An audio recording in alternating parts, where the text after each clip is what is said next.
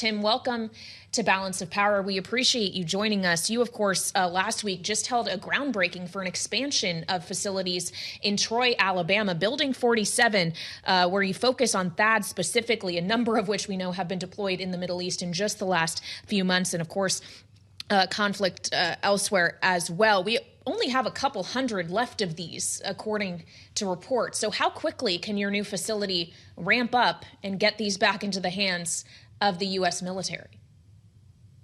Yeah, well, first, good afternoon, Kaylee and Joe. It's a pleasure to be here. Thank you. Well, so directly, we are putting significant urgency, dollars investment into building rapidly. And speaking of the THAAD interceptor, of course, as you used as an illustration, the answer is we've already started to increase THAAD capacity out of the existing floor plan that we have at Troy, Alabama, and we're going to continue to do that. This particular expansion will double the size of the facility and will quadruple the number of THAAD interceptors that we're able to produce. And if you're wondering about that math, you can see behind me some of the robotics and some of the high technology additive manufacturing systems that we're going to bring into play in Troy to do exactly that. So when we think about, Tim, and it's great to have you with us here, I'd love to know everything that's behind you in that shot. When we think about the incredible demand that's coming from the Pentagon right now, is it up to Lockheed basically to expand as quickly as you can to meet that demand? And is the Pentagon helping you do so? Well, so it isn't just up to Lockheed, which I'll get into, and absolutely the Pentagon is helping. In fact, the Pentagon is driving this, and through their leadership and innovation, and in our partnership with both Lockheed Martin and all of our major suppliers and their entire supply chain, we're all working rapidly to move at a pace that's never been moved before.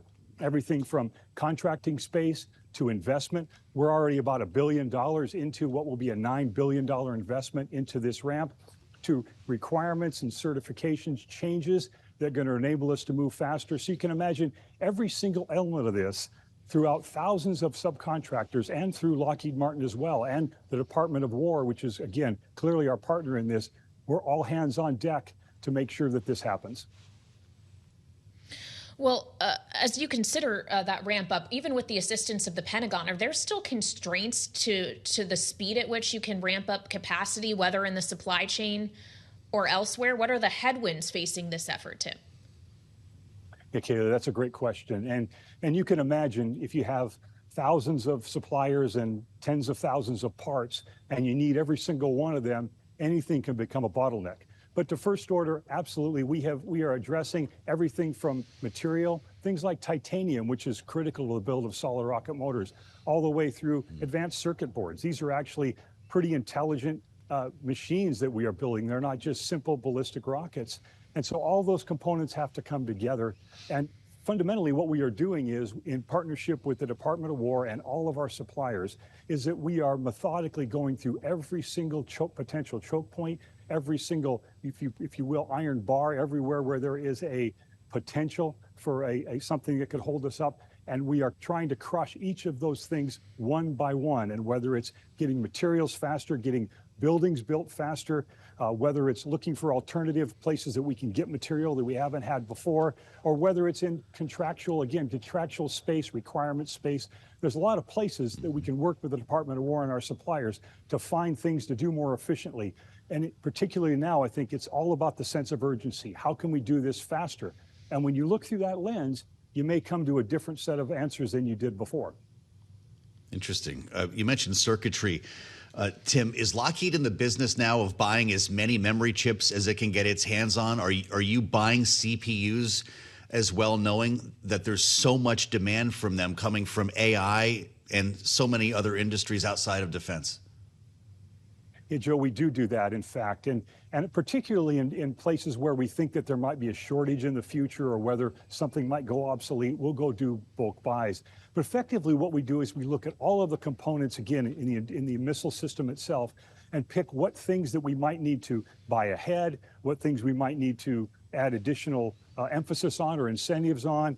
Whatever the case may be, each one of those components gets evaluated and we take whatever the appropriate action is. And in some cases, it is in fact buying parts ahead.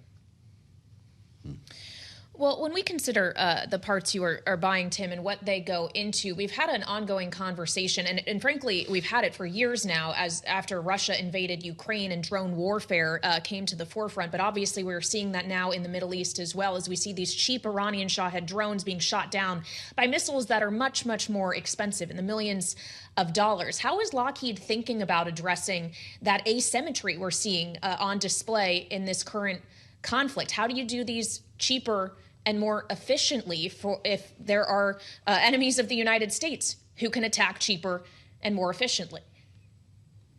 Okay, that's a great question. So we are looking at systems, everything from the very inexpensive, quick deploy, all the way through the highly capable systems such as THAAD and the PAC-3 MSE that we deploy, which are going to be key still in the future because there's still those high-end, highly capable missile systems that are going to be deployed against our troops and potential population centers.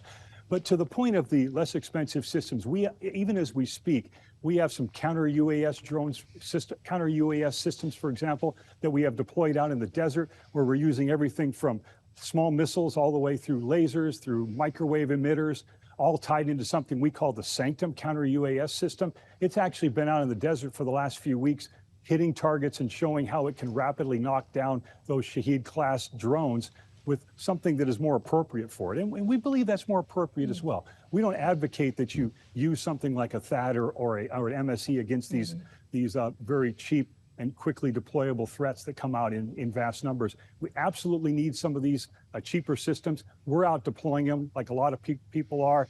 It's all about applying innovation in AI, applying innovation in additive manufacturing, bringing new technologies to bear, oftentimes in partnership with some of these new entrants. The innovation that we've seen coming out of Ukraine is quite remarkable, to the point where I understand a number of defense contractors, and maybe that includes Lockheed as well, have traveled there to work with the Ukrainians, who are basically building equipment in garages and in basements to help knock down Russian drones, to help swarm and deal with this new technology. Are you impressed by some of the innovations that we're seeing coming out of smaller countries with fewer resources? And can you adopt them at Lockheed? Well, we're absolutely impressed.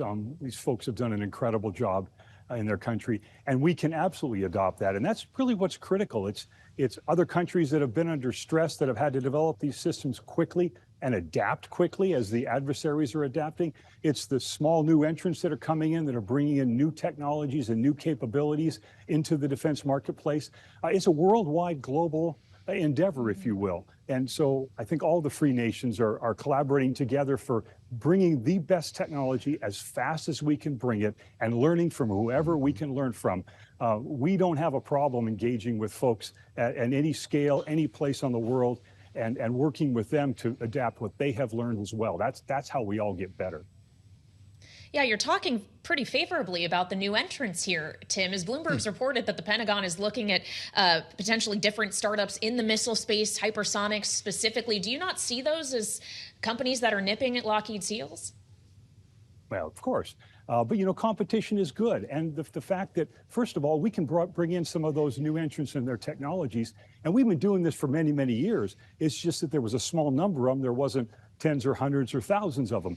But we talk to them all the time. We have new technologies that you'll be seeing announced over coming months that we are actually incorporating into systems right now that come from new entrants. We discuss potential partnership opportunities with them all of the time. They are pushing us as well, and they are making us go faster as well. So they're making us better. We're making each other better. And so we're not afraid of competition. We've been doing this for well over 100 years in Lockheed Martin, delivering exactly what the customers asked us to deliver. Now, the customer is asking for something a little bit differently. They're asking us for speed and urgency and getting things to the field faster. And we're going to respond to that. And we will partner with any of folks out there who have capability and desire and have that same sense of urgency and that same sense of mission. That's clearly still the most important, is providing deterrence, protecting our troops, protecting population center, protecting our allies. Well, that's a great answer. Tim, I only have 30 seconds. I'm just deeply curious. Is the Pentagon the exclusive buyer of your goods, or those other governments deemed appropriate by the Pentagon? Like, could I buy a THAAD system for my backyard? No, I don't think you could buy a THAAD from for your backyard, but the U.S. government would have to decide that, so I won't speak for them. But it's absolutely a global market. THAADs we sell to a number of countries. We sell them through the United States government with their approval. PAC-3 MSE is to dozens of countries, and in fact, across the board, we have operations in about 60 different countries across the world. So this is a global operation. Supplying our allies as well as the United States is critically important to us.